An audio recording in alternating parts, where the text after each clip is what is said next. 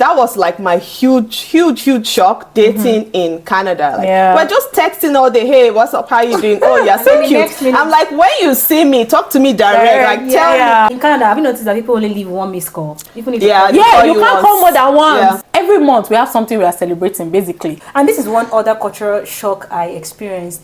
They ask more of behavioral questions. Oh yeah. Work than technical questions. Than technical questions. So you'll be expecting your mind, you might be thinking they would ask you questions about what you've worked on, but they're asking you, how would you deal with this situation, with conflict? How would you deal with a difficult colleague? So $45 per hour. Mechanics is almost $100 and more. Like just to pay. And the funny thing how many quotes? Paintings are not go to school. No, you know, back home in Nigeria, we do a lot of phone calls. Here is text messages. It's one thing that blew my mind. In Nigeria, we have carpenters, we have plumbers, we have vocational schools. Yeah. But here, the money those people make. Oh my God. Like, oh my God. I'm sorry to shock you. Close before 3 a.m. Yes. Is it 1 or 2? It goes by 2. Yeah.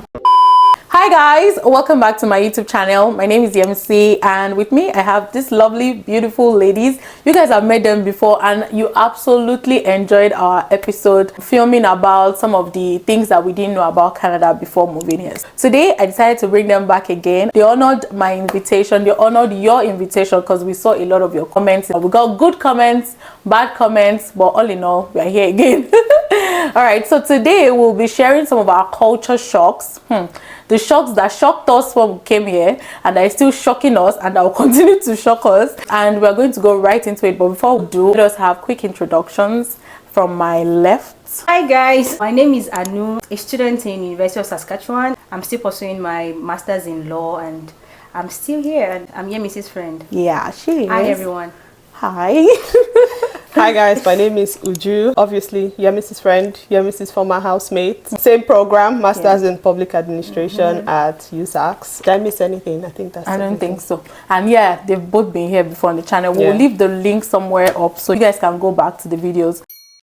Where do we start from? We have a couple of culture shocks, and while I was trying to write some down today, we're just thinking about it. Like, there are some things that when you move to a different country, you don't really know that these things happen just because you've never believed them before. I think the first thing that shocks me is, back in Nigeria, we think we have a lot of public holidays. Well, Canada has so many public holidays. Every month we have something we are celebrating, basically, and we love it, yes, no doubt. But you know how back in Nigeria or back in your home country, you feel like this country people work hard a lot and everything. They also take time to enjoy themselves, although there are some stores that still opens up and you can work, and okay, those kind of days are very good because you get paid more than the usual amount. Times 2, and in some places 1.5. That's 150% of your usual salary. But I mean, if you think that Canada does not celebrate or does not have so many holidays, then you are wrong, because we celebrate holiday every month, maybe twice in a month sometimes.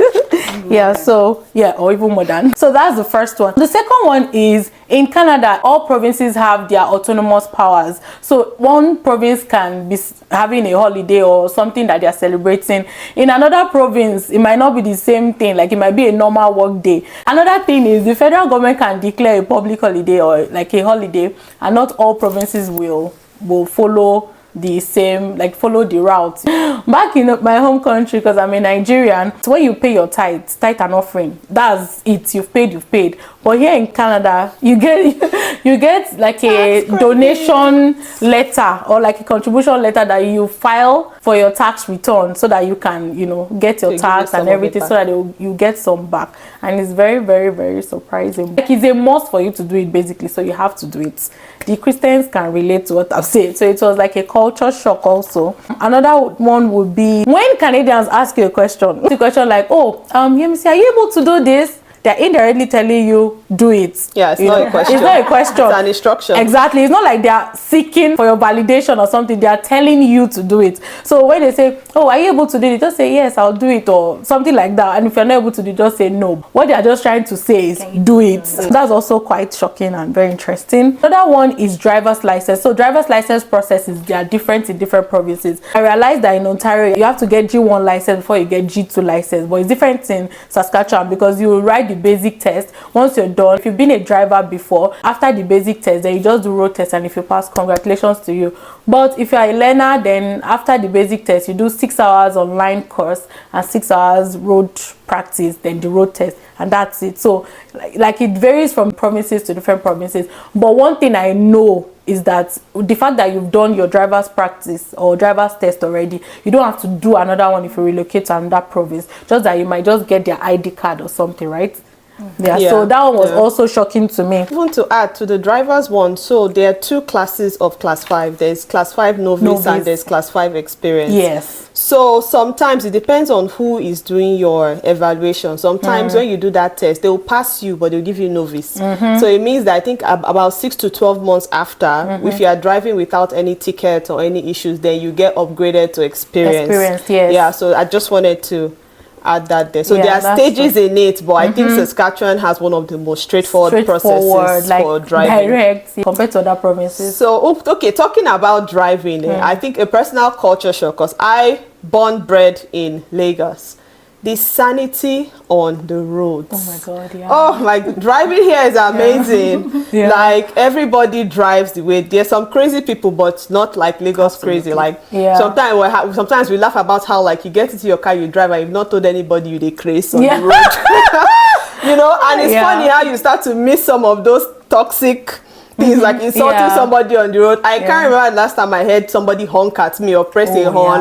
Like you only press your horn if someone is doing something extremely wrong or there's a problem with somebody's car, you're trying to call their attention. And they'll first look at you like what's is everything okay? Why are you horning? You know, so I think for me, I was like, oh, okay, this peace and quiet is a bit too much, but I love it. And to quickly buttress down, as a pedestrian myself, because I don't have a car yet, it's so interesting to walk on the road, because immediately the light turns red, they stop for you. Sometimes even as some pedestrians are very funny, even if the stuff is still green, they still try to walk past and people still have to stop no matter what. It just makes you feel like, oh yeah, people acknowledge the fact that I don't have a car, and it's not insane that I don't have a car. Unlike Nigeria, where even with the red traffic light, if you're not careful, your legs will leave your body. Especially on Alagomeji Road.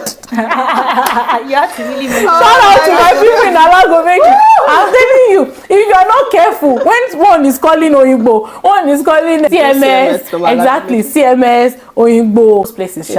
Shout out to you people. Anyway, so yeah, I just wanted to chip that in. I think it's just value for human life. Like it's so funny. Like sometimes, you know, when you are driving, maybe the music is too sweet. If you miss a stop sign, clean and clear, -6 points and at least $250 in fines. Yes. So that's why some of us are driving. Because I feel I'll be paying the government every time. When you think about the impact of that, you are like, oh my goodness, you have to pay attention. And like even with all these stop signs in your driver's training, you always yield to pedestrians and cyclists. Okay, since we started out with roads, the truth about it is that the roads are so clean in Saskatchewan. Like even now, sometimes when I'm like, oh my goodness, this road is so icy, in my mind I'm like, but they are trying. Yeah, they are trying. You hardly walk on the road and see it like littered or dirty. They do a very, very good job. And like we get a lot of snow here in winter, so but they try. They try. Absolutely. So I appreciate like that cleanliness. When you step out of your house, you're not seeing galarapa or expired bottle, like things like that. Catch yourself. I appreciate it. Yeah, that's true. Yeah, the road is always clean. And also packing the snow is always like 5 a.m. So if you're not the type that wakes up very early to go to work, you might not even meet those people on the road, because they pack the snow very early, so that there's no conflict between road users and people walking on the road, pedestrians and all of that. I said on my own, it's just to be listening to people. When Yemisi told me about the fact that we'll be filming a video on culture shock, I wanted to make sure we were not talking about things people had already said before. I wanted it to be something that is still shocking us. Like she said, one thing I still find shocking, and I still go to the mall every day or to the store every day, and I find shocking, is vegetables and fruit. Oh my God, yeah, that's true. Till tomorrow. Only cash. Okay, so for instance, let me start with a particular type of fruit. Apples. In Nigeria, we have the the same thing we have here. We have the green apples and we have the red apples. And then in Nigeria, if you go to a store, everybody automatically goes for the green apples because it's usually the sweeter one. Yes. And the red apple, people don't really even eat the red apple in Nigeria. But when you get here, I don't know if it's just Saskatchewan or the entire Canada, you see that mentality that green is better. Just switch it. That red is better. Green is the bad one. Yeah. So there was a day I went to the mall and then I don't know how I forgot. So this was very recent and I got like a lot of green apples thinking, oh my goodness, when I get home, I'm going to eat apples. My dear, it ended up in the bin. It was why? Because I can't just eat the green apples. They are not sweet. I should have bought the red ones. I totally forgot. So till today, it's still shocking me. So when I go to the store and then I see apples, I have to wait for like 30 seconds like green, red, green, red. So okay, the red one, I have to go for the red one. And even the red one is quite chewy. It's not like our own. Did you notice? Most of the foods, chewy. Vegetables. It's because they have different types of that red apple. Yeah, the ones so you need knowledge. Like when you go and buy fruits, you need knowledge of the various species of apples to know which one is sweet. I cannot. Which one is that? There are some that look like that apple that Snow White beats. Snow White is so glossy. Oh my goodness, it's not sweet. So apart from that, potatoes,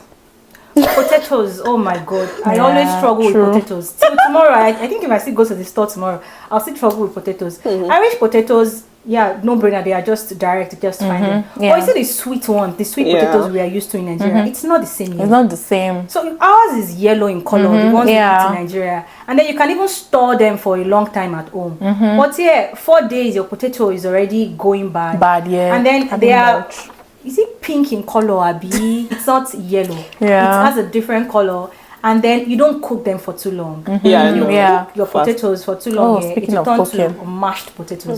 So you have to be very fast. And it's not like our own potato. Until tomorrow, I think I'm still going to get shocked each time I eat potatoes. It's different. And then the last thing about fruits that I'll quickly add, their fruits are sugary. Very sugary. More sugary than our own. Yes. They use a lot of modified products to increase sweetness and like basically modified. Because I noticed that modified seeds. Modified seeds are not necessarily bad. But extra sweet. You can never go wrong with your oranges. You know, in Nigeria, oranges when you want to cherry pick, like, let me do this one. Don't worry, it's all going to be sweet. Their fruits are very sweeter than our fruit. I still can't get it. Maybe our Greek students. No, I think the first time I also tasted, is it orange or apple? I was like, what is this? Speaking of cooking, so let's talk about chicken.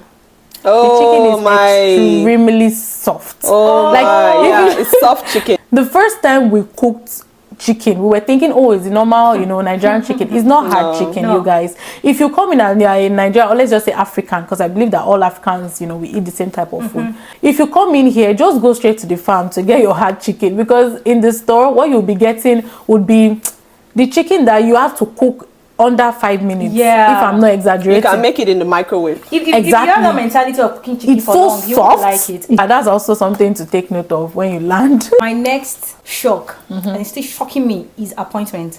It's a big deal. It even happened to me recently. I was completely pissed. I was trying to book an appointment with a department in school to prepare for something. Ordinarily you just walk in like, are you guys free? I want to talk about this. It's not a big deal. I wanted to just talk about something, and then I discovered that I had to book an appointment. So here, appointment is a big deal. It's actually meant to regulate the activities, but sometimes it can be very annoying. Like, oh my god, I'm not going there to do anything serious. I just want to drop off this information, and then you have to say that, you have to book an appointment. So till tomorrow, I think it's still going to shock me. Like, why do I need to book an appointment to just drop this document off? Like, it's a big deal for me. It's still shocking me, but it's just meant to regulate people's activities. And I think COVID also impacted. Yes, and then so trying to it's one of the aftermath of COVID that we have to deal with. So it's funny because like talking about appointments, I remember like bank accounts in Nigeria, they will chase you to open bank account. You will walk into a bank, they'll tell you they are not available for next 2 weeks. I'm like, wait, you don't want my money? You don't want my money? That's very true. So for me, that is like really shocking, and like a lot of people that are landing can like relate. If you don't book your bank appointment, some banks would even like maybe give you an appointment in 24 hours. But like it's not like back home where you can just walk into a bank, open an account. People will be rushing you. Even get your card the same day. No, like appointment for every single thing. It's a huge it was a huge shock, and it's still a shock because like as students are landing and talking to you, you're like, seriously, but then you remember that it happened to you too. I know there's one other thing I still find it shocking because in Nigeria I'm used to measuring in kg and kilometers. But here, like, it's mostly in pounds. So at the point I see LB, I was like, what's LB? When you're measuring things in the store, like you want to buy like tomatoes and stuff, there's a scale. You now have to do that manual conversion to say, okay, what 2 point something pounds is 1 kg or something like that. Or in job, they'll say you should be able to lift 50 lb. What's 50 lb? You have to go to Google. I think that's about 23 kg. Or so. So that measurement conversion is in my head. It still does like, and then even like using Fahrenheit instead of degree centigrade. Weather. Like for your oven, like so you are using a recipe that says maybe 180 degrees centigrade to now do that conversion. Like I don't know if that shock will ever end. Maybe after 3 to 5 years I'll be more conversant with my pounds. Or you want to buy a car, most cars they will put it, if you are buying from a dealer they'll put it in kilometers, but some people will go and put it in miles. So I'm like, what exactly is this? So there are some funny scale things that like in terms of like measuring things that are also like seriously shocking in this place. Let me quickly chip something in. So I was talking to a friend this afternoon. This person was relocating from Europe. The person said the first time he landed here, got a car and was trying to, let me go to the gas station to buy gas and everything. And he got there 11 p.m. and it was closed. Like, wait a minute.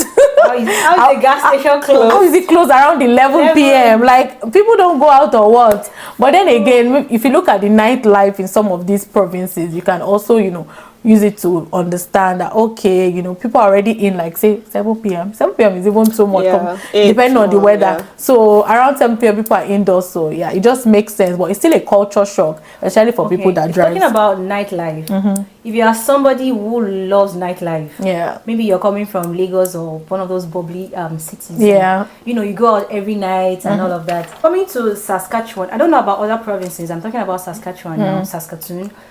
Nightlife is not what you have in Nigeria, especially in Lagos. Absolutely not. So in Lagos, you can just in Lagos. Okay, yes. Sorry. In Lagos, you can just wake up by 11 p.m. and say, you know what? Let's go to the club now. Like, and then you can be in the club till the following day. I remember 4, 5. I remember when you're going to work in the morning, you see people coming out of the back, club, going back to their houses on Monday morning. I'm sorry to shock you. Close before 3 a.m. Yes. Is it 1 or 2? It close by 2. I know some people used to complain.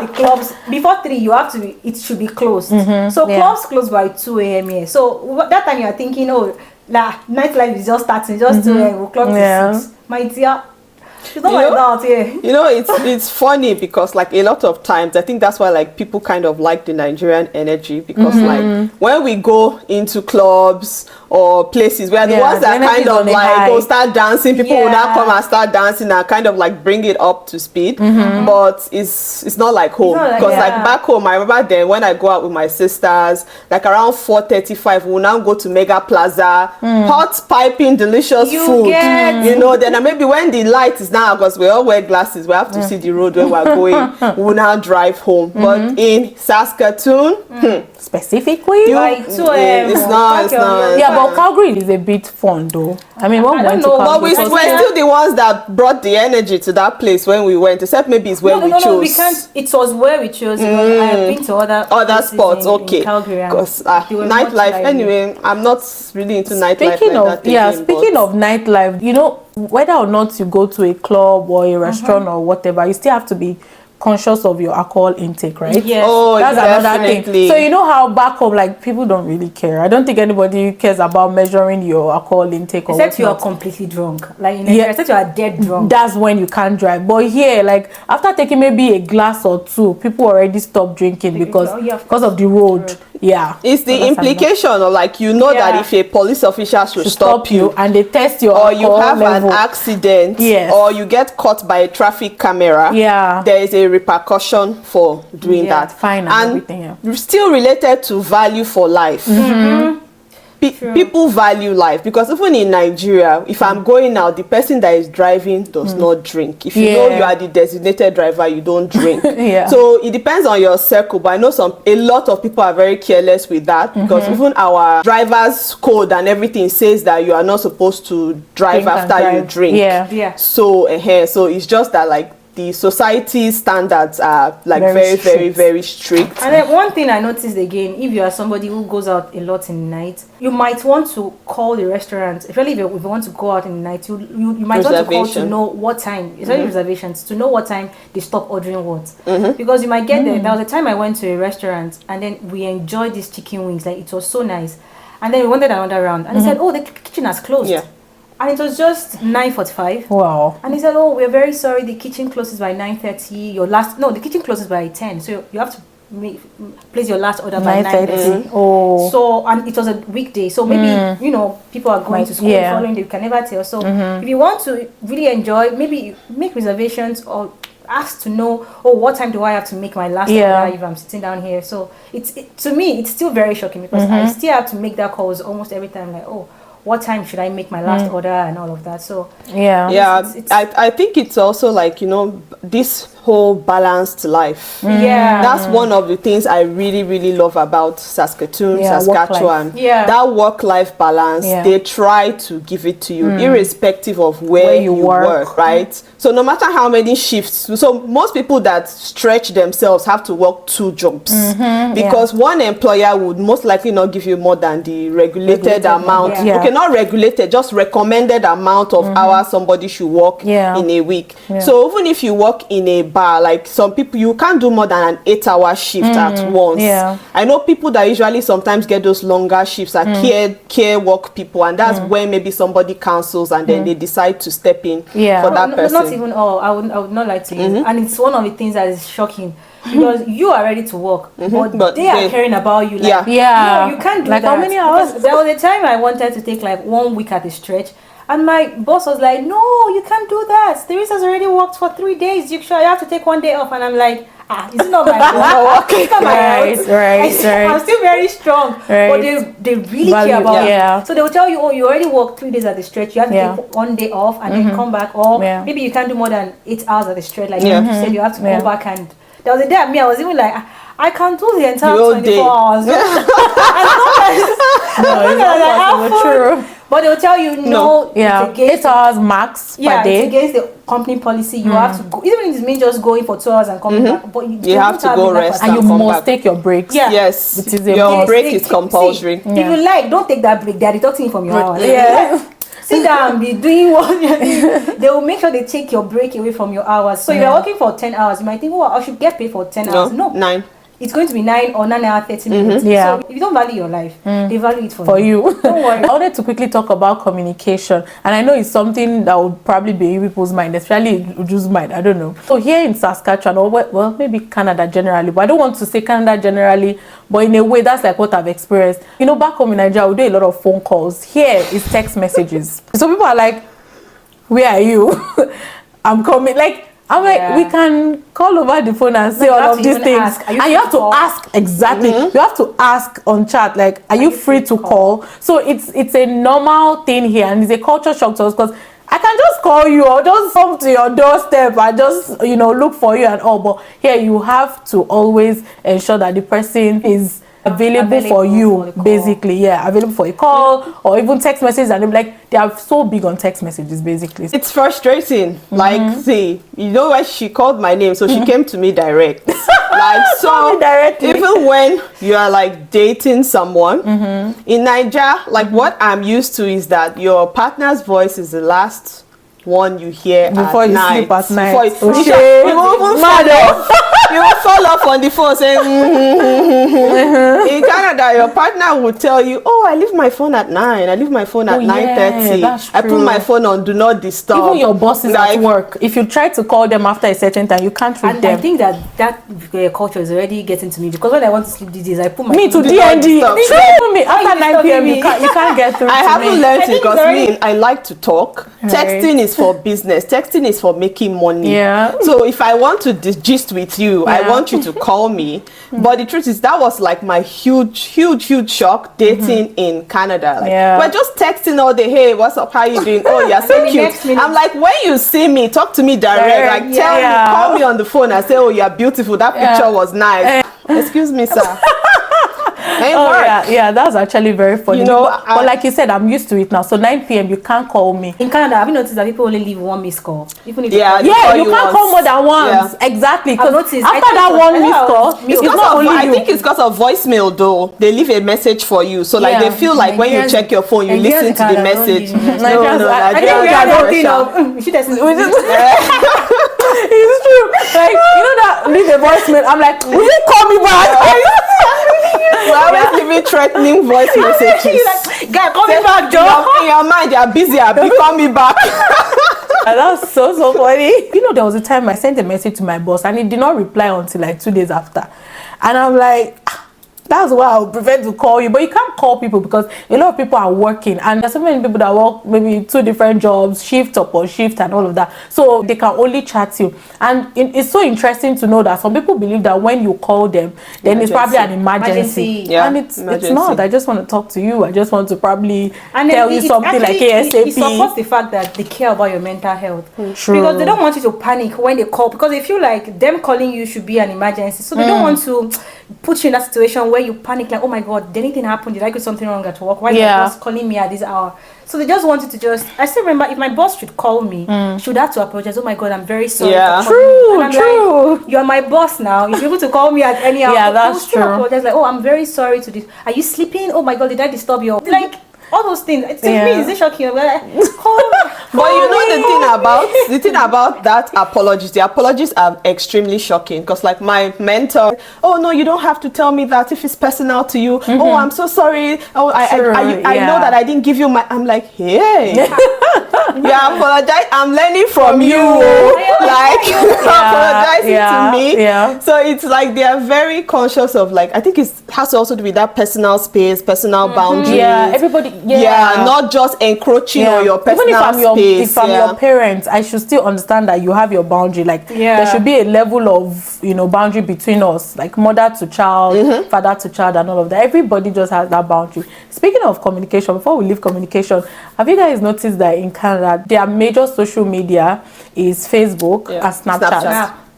And it's so freaking funny because back in Nigeria, Facebook is like dead. Or something that old people exactly. But it's like, oh, are you on Facebook? I'm like, no. What's the Snap ID? Like, exactly. Like, and then what's the Snap ID? I'm like, I'm not on Snapchat. Like, do you know I always feel Instagram? They are never on Instagram. I'm like, they're not big on Instagram. They're not big on Instagram. Not like they are never on Instagram, by the way, but they are not big on Instagram. Not. So that's actually very shocking to me. Like I always feel embarrassed when they ask for my Snapchat. I don't have Snapchat. I don't have Snapchat. The only picture I use Snap.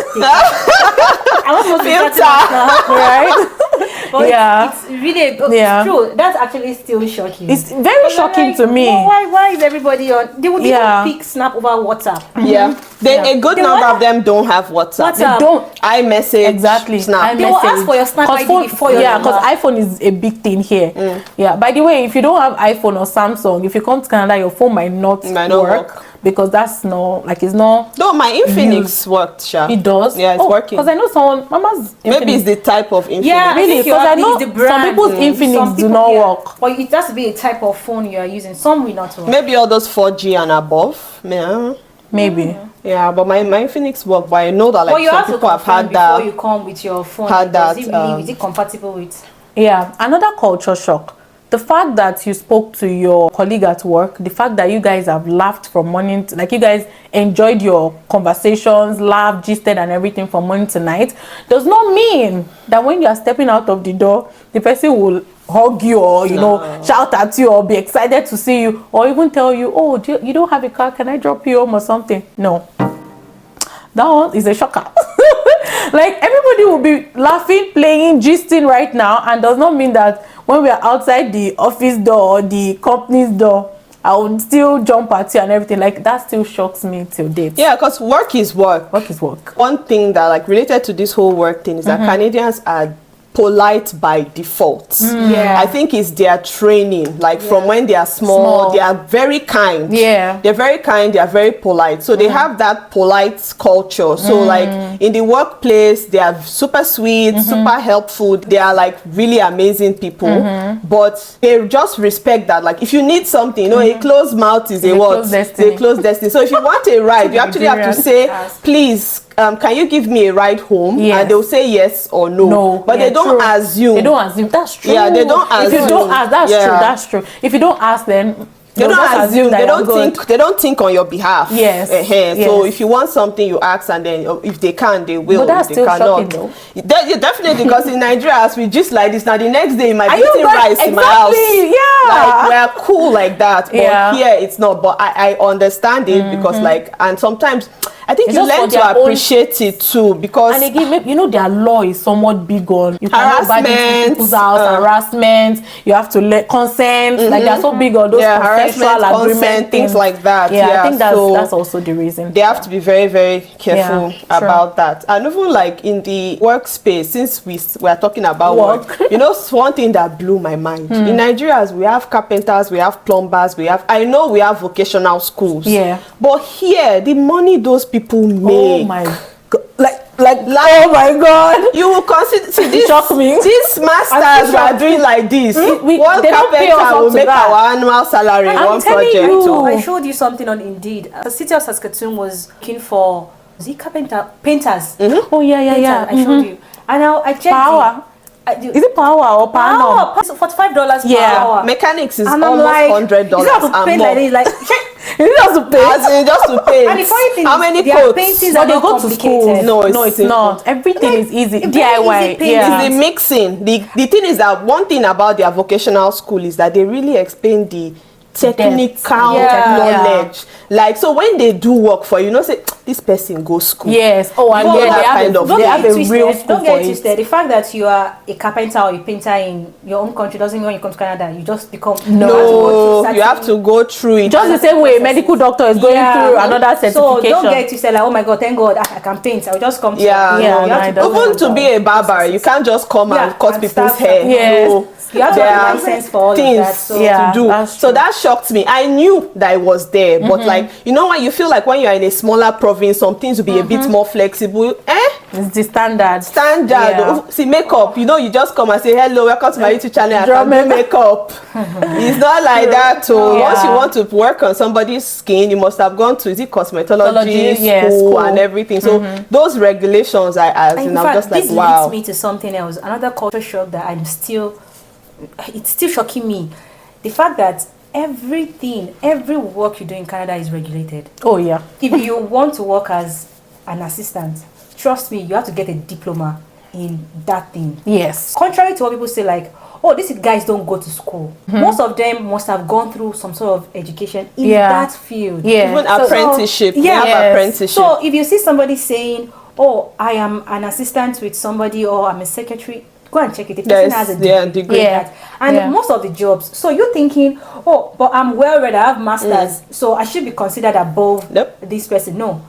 In the qualification, you would see legal assistant degree in 3 years experience. You would see that before they even consider you that has, because they'll tell you equivalent degrees. Before they consider the equivalent, you have to consider somebody who is clearly certified in that field. So it still surprises me when I see things that we generally don't regard too much. They don't have level. Exactly. That's one, like in Nigeria that you don't rate it.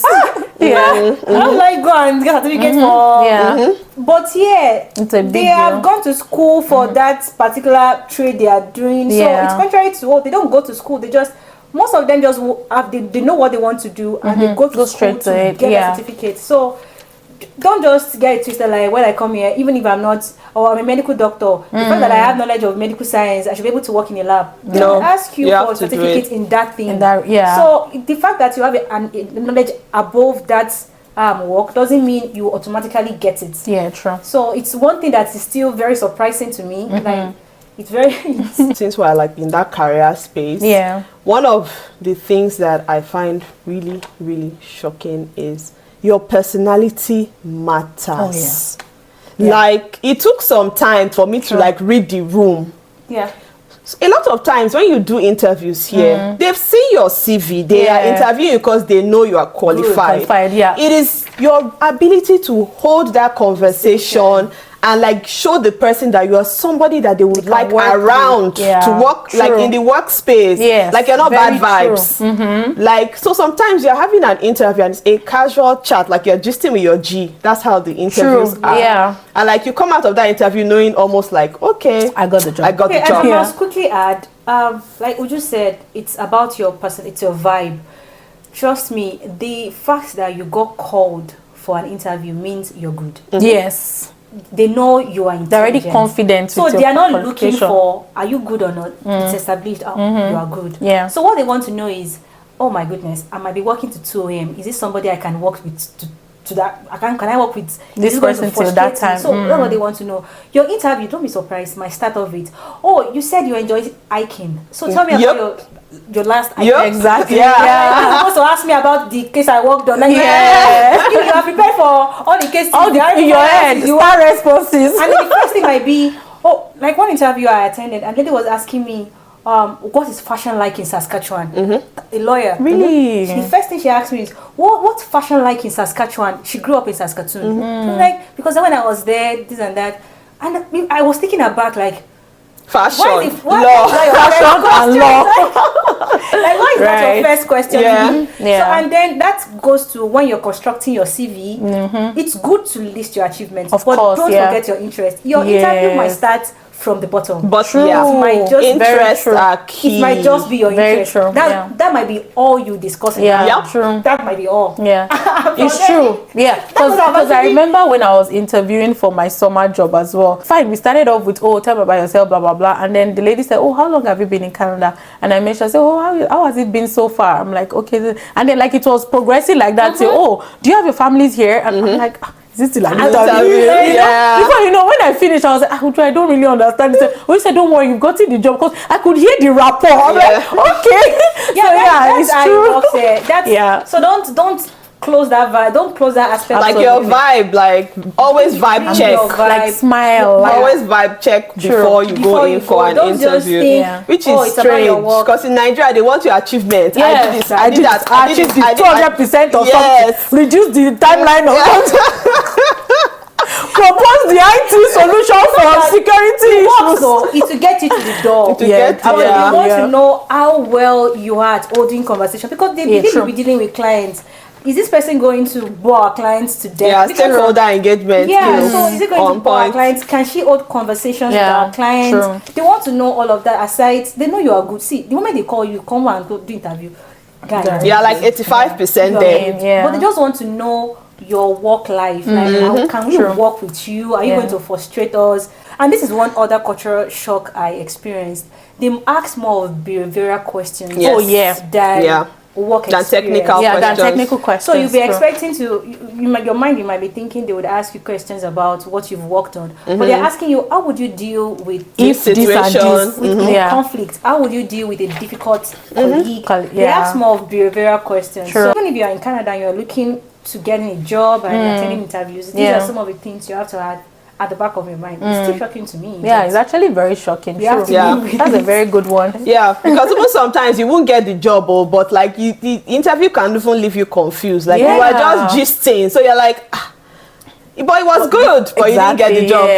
So it works both ways, but just like that vibe check key. Like I used to say, I'm quiet, I'm reserved. Now I'm more. That quiet and reserved. I'm not anymore. So like another thing that like I even like really find amazing is phone bill. Phone bill is expensive. It is. Hey, it's a shock. Anytime my phone bill goes out like this, I'm just like, hey. Especially if you don't have a financing plan. Oh my goodness. So phone bills are expensive. And I'm just like, what am I paying for? You people have the call, like, what exactly am I paying this money for? But it's some people's phone bill is about as high as 150. Though you can, there are ways around, like if you swap your network or they offer you promotional deals and things like that. Yeah, but if you have some very specific things you want, your phone bill might end up being above $50. Because if you do a $20 or a $30, you may only get 5 gig or 10 gig. Yeah, that's true. You understand? So if you are someone that like is always on the road, you don't just even want to be connecting your phone to every free Wi-Fi you see. There's hacking, or they will steal you just be at home, your account just be saying debited. That's true.